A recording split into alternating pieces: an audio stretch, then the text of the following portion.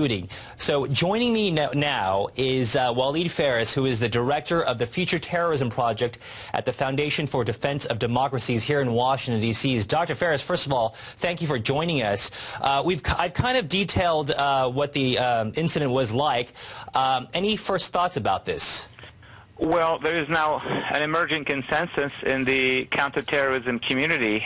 We had many calls to each other in the private and public sector. This is going to be coined as the first major terrorist attack within the U.S. homeland since 9/11, by way of numbers of casualties, by way of the violence used, by way of the targeting.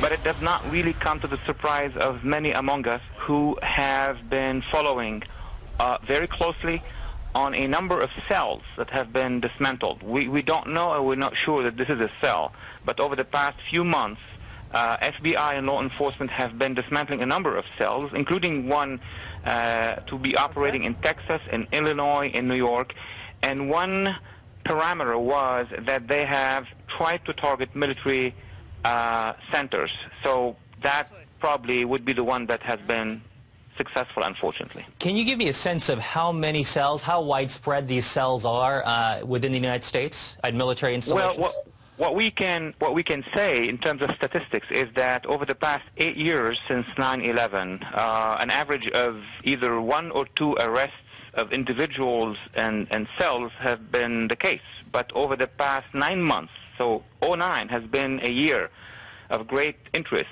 Over the past 8 months, there was 1 cell every month, and over the past few weeks, 7 weeks one would say, every 2 weeks there was the arrest of 1 cell. So what it seems to be happening is what we call a mushrooming of the numbers, and the expectation was that law enforcement was doing as much as it could, was successful all the time, but there was always be this one time, and unfortunately it took place at Fort Hood. We don't know most about the motives yet, but pretty much it goes along the documents that has been discovered targeting military sites.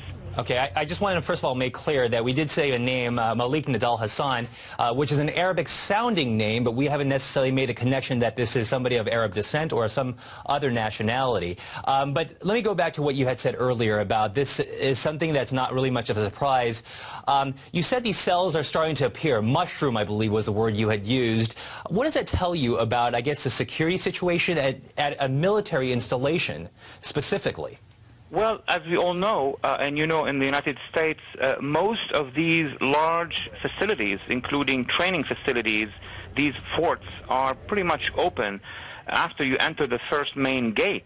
There are thousands of civilians that work on the inside of these bases, but as you just said, and the reports that we're having right now, the person who was arrested was a military, or is a military, Major Malik Nadal Hassan. We don't have the names of the 2 other persons. So this is different from the case of Fort Dix 6 a couple years ago, where individuals from the outside wanted to perform a commando operation on the inside.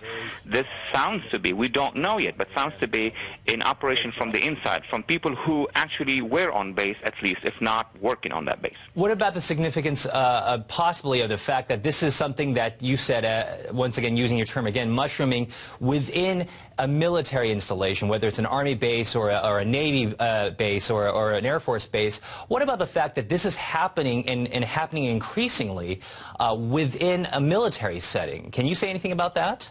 Well, since the case of the Fort Dix cell that was stopped, fortunately, a couple of years ago, there were other smaller sized cells, one in Georgia, and then there was the incident actually this year of the killing of a soldier at a recruitment center in Arkansas just 8 months ago. So the targeting of U.S. military installations inside the homeland is something that is a pattern now, and unfortunately today is a demonstration. But we have still to demonstrate, to have the evidence that this is really connected to the whole wave. For now, we have only an analytical connection, but we need to have more evidence. Probably authorities are going to give us more information about the motives of these individuals.